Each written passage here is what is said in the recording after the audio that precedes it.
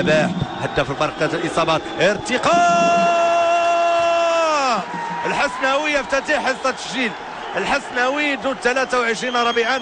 التمريره كانت على درجه عاليه من الدقه، التمريره كانت على درجه عاليه من الدقه. ضربه خطا بهذا الشكل جانبيه تمشي لنقطه الجزاء تشكل خطوره كبيره.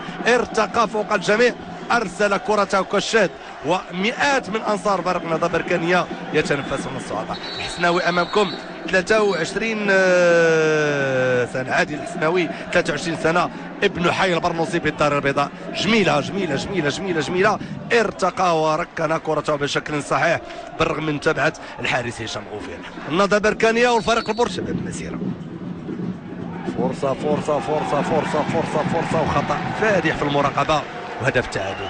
اعتقدوا خطأ بأن هنا في حالة تسلل، انما هنا حالة شرود ذهني للاعبين، حالة شرود ذهني للاعبين.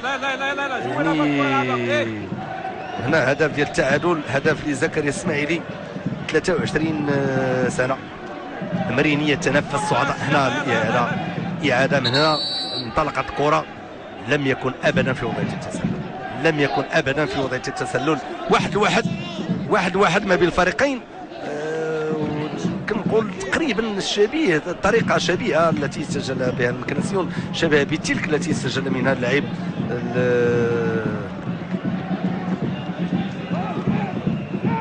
كل في لحظه التركيز يؤشر الحكم المقابله النوني. ينطلق يسجل 2-1. الهدف الرابع لعبد المولى والهدف الثاني للنادي للنهضه البركانيه في هذه المقابله. الفريق البرتقالي متقدم 2-1 هنا في مدينه وجده امام قرابه 1500 من الانصار. ولما نقول النهضه البركانيه تلعب في وجده، الان مدينه وجده عندها الفريقين بالقسم الوطني الثاني، الفريق العريق للمولوديه وفريق الاتحاد الاسلامي وجده. وربما اذا ما تضافر الجهود ربما المولوديه تشق طريقات ترجع للقسم، لانه منطقه شرقيه للمملكه، منطقه شاهي والدفاع. اختاروا كره اما تبعد هاي مرور فرصه غريبه غريبه غريبه غريبه غريبه غريبه غريبه غريبه ويسجل كوندي يسجل. الاغرب هو نياد بالرباح. يعني هنا يمكن نقول انا احاول لما ننتقد شخصا ولاعبا ننتقده بروح رياضي عاليه. يعني كرات تغيب بدرجه تبعته للاستغراب. ويمكن نقول المدرب الاكثر انشراح اليوم برنقسمت وجهه لا تحكي ذلك هو عبد الرحيم طالب، لانه ربما هنا لاحظوا ماذا فعل هذا الفتى الاسمراني. مرر بالربح، اضاع، سدد قذيفه، تدخل الحارس في المتابعه وركن كورته بشكل صحيح. هذا ربح كبير لفريق النهضه البركانيه. لما نقول مصطفى كوندي وبالربح القوه الضاربه في صفوف فريق النهضه البركاني. 3-1 رتبه ثانيه 10 الالقاب. فرصه وهدف جميل، هدف جميل ونفس المسجل زكريا اسماعيل. هدف جميل جدا ونفس السيناريو يتكرر. شروط ذهني في المراقبه للاعبين البركانيين في التمريرات العرضيه او من الكره الثابته. غادي نشاهدوا ذلك في الاعاده. الكره تمر فوق الجميع حتى الحارس لم يبارح مكانه في غفله من الدفاع. يسكن كرته بشكل صحيح داخل مرمى الحارس احمد محمدينا.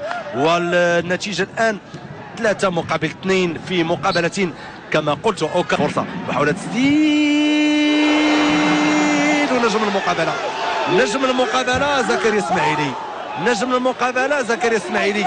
ونعاود نذكر المره المليون فراغ ذهني في دفاع فريق النهضه البركانيه. نفس اللاعب يسجل 3 ديال الاهداف.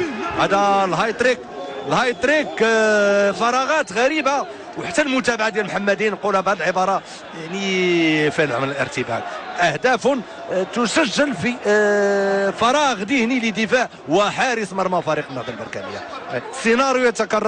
سيناريو يتكرر 6 ديال الاهداف في هذه المقابله كما قلت مفتوحه على جميع الاحتمالات. هنا الاعاده وحده حرا طليقا سدد كورتكم بشكل صحيح، مشى الحارس في المتابعه انما ما عنده ما يجبد. يعني هنا المراقبه في خط الوسط منهدمه.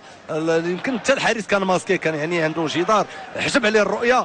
فيما اطلس يغادر الملعب ويدخل مكان. فرصه محاوله تسديد وهدف رابع. غريبة أشياء تحدث في هذه المقابلة، غريبة أشياء تحدث في هذه المقابلة. هدف يمكن نقول قاتل لفريق النادي المكناسي، يجي فوق استراتيجي من المقابلة في الدقيقة 90. يعني فريق لعب بنوايا هجومية، بنوايا هجومية، وصل المرمى وآمن بقدراته. لعب على المناورة، لعب على المناورة على المضادات، وصل المرمى المرة الرابعة. إذا الهدف كشلو رضوان الجوهري اللي كحمل رقم 92 بنفس الطريقه تقريبا ديال الهدف الثالث. يعني المراقبه غائبه، يمكن نقول بهذه العباره، المراقبه التغطيه غائبه، الماركاج ما كاينش في النهضه البركانيه. بنفس السيناريو قرا المقابله، يمكن نقول يوسف مريم قرا المقابله ولعب على الهجمات المباغته، ووصل في ظرف وجيز وشنو الهدف الرابع وتنتهي المقابله.